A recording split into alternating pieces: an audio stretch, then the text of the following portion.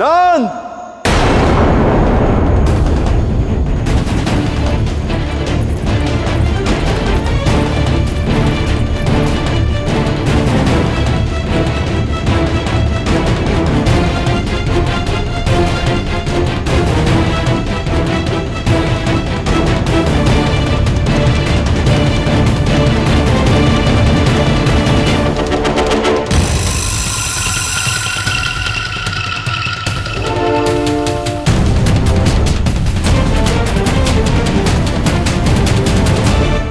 अब कौन सा भ्रम लेकर आए हो वृषभान? बोलो, क्यों बुलाया? तुम्हें ये बताने कि कृष्ण और बलराम ने मर्यादा की सारी सीमाएं लांघ दी हैं।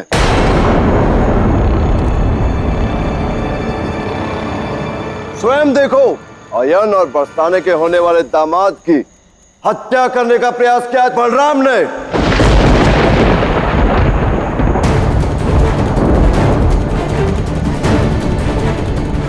किंतु बलराम ऐसा क्यों करेगा? क्योंकि वो ये विवाद तोड़कर मुझसे प्रतिकार लेना चाहता है, तुम्हारे और मेरे मध्य हुए प्रतिकार। झूठ! सरासर झूठ बोल रहे हैं ये दोनों बाबा।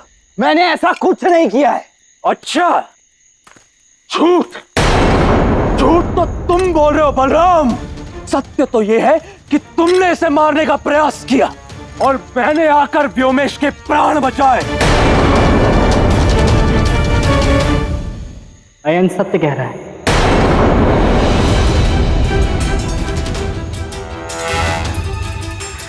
बोलो, व्योमेश झूठ क्यों बोलेगा? आप इस व्योमेश का विश्वास कर रहे हैं वृषभान काका? आपको तनिक भी भान नहीं है कि ये है कौन। मैं बताता हूं इसके विषय में सब कुछ। रुक जाइए दाऊ, ना ही ये समय उचित है, ना ही ये स्थान।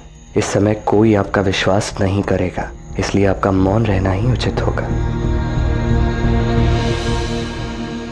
सत्य तो ये है कि यदि मैं तुम्हें मारने पर आ गया ना, तो ये आयन तो क्या, पूरी सेना भी आकर तुम्हें मुझसे नहीं बचा सकेगी। इसलिए ये व्यर्थ की बातें बंद करो और यहां से चले जाओ। मुझे विवश मत करो कि मैं वहां आऊं और तुम्हारी दुर्गति कर दूं। बलराम, शांत हो जाओ। सुनी इसकी भाषा तुमने? प्रत्यक्ष को प्रमाण की आवश्यकता नहीं होती है नंद, और अब इसमें कोई संदेह नहीं कि बलराम ही हमारे बच्चों को मारने का प्रयास कर रहा था।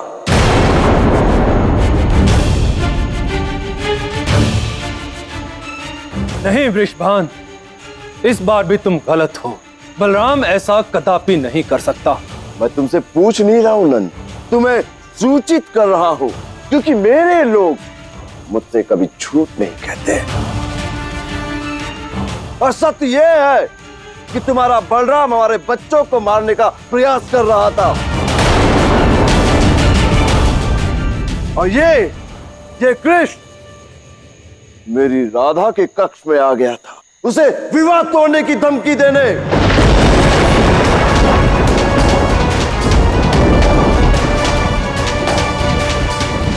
नहीं भैया, अवश्य ही आपको कोई भूल हुई है।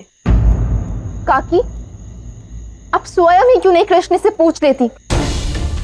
बोलो कृष्ण, बताओ सबको। आए थे ना तुम मेरे कक्ष में?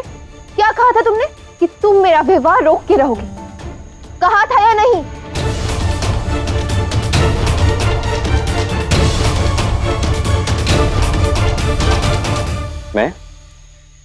मैं कब आया था?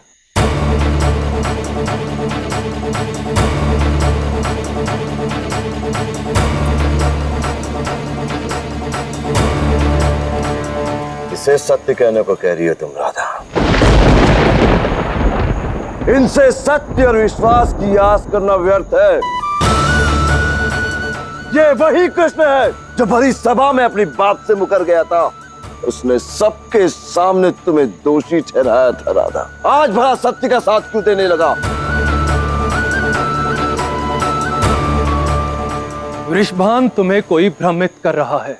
तुम किसी की भी कोई भी बात पर विश्वास करने लगे हो, अपनों पर संदेह करने लगे हो। कानों के बहुत ही कच्चे हो गए हो वृषभा, और इसी बात का कोई लाभ उठाने की चेष्टा कर रहा है। जाने दीजिए बाबा। व्यक्ति के सर पर जब क्रोध चढ़ जाता है तो उसे सत्य और असत्य के बीच का ज्ञान नहीं होता। क्रोध उसकी दृष्टि को धुंधला कर देता है और फिर उसके पश्चात केवल माया और कपट ही उसे आगे का मार्ग दिखलाता है,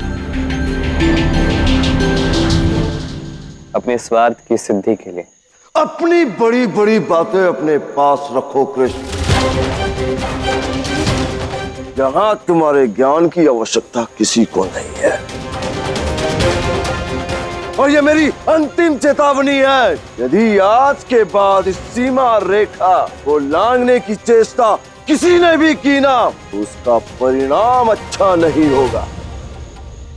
और जो भी ये करेगा वो दंड का भागी होगा।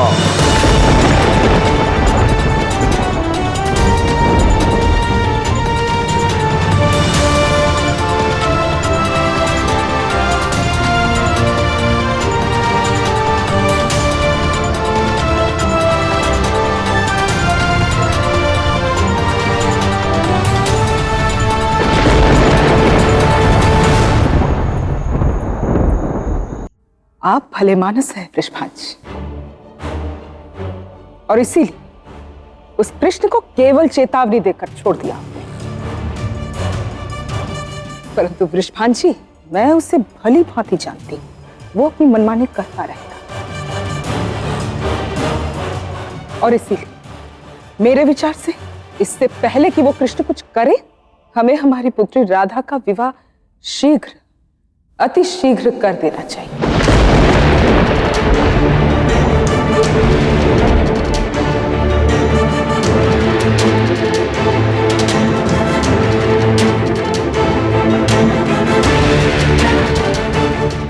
जटिला भाभी का कहना उचित है कीर्तिदा। इससे पहले कि कृष्ण कुछ और करे, हमें ही अगला कदम जल्द से जल्द उठाना होगा। उग्रपद जी, राधा के विवाह का मुहूर्त जल्द निकालो। जी वृषभान जी। मकर संक्रांति के शुभ अवसर पर राधा का तिलक होगा।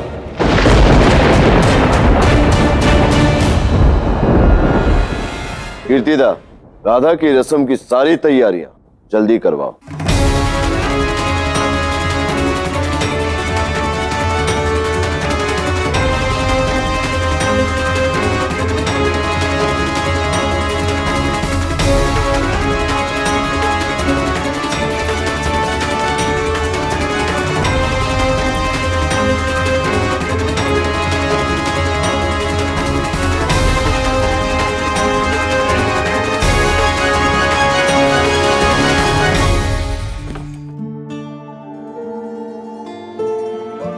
तुमसे बुरा कोई नहीं है कृष्ण। आज केवल तुम्हारे कारण मेरे बाबा इतने तनाव में हैं।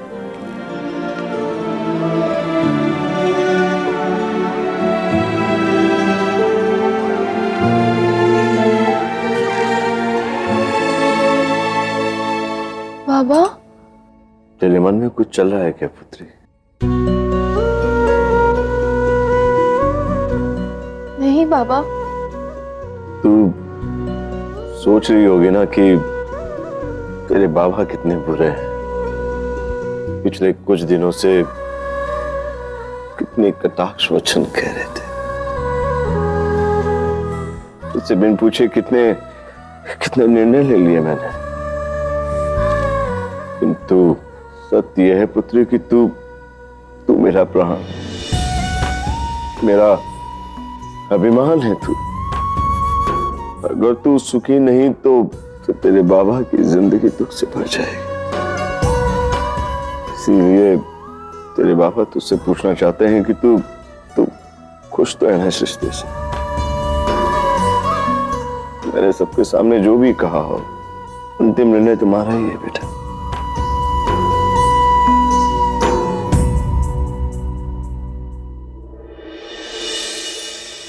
एक बार मैं आपका विश्वास तोड़ चुकी हूँ। कदाचित यही कारण है कि आपका विश्वास मेरे प्रति डगमगा रहा है। किंतु अब ऐसी भूल कभी नहीं होगी बाबा। मैं विवाह के लिए सज्ज हूं।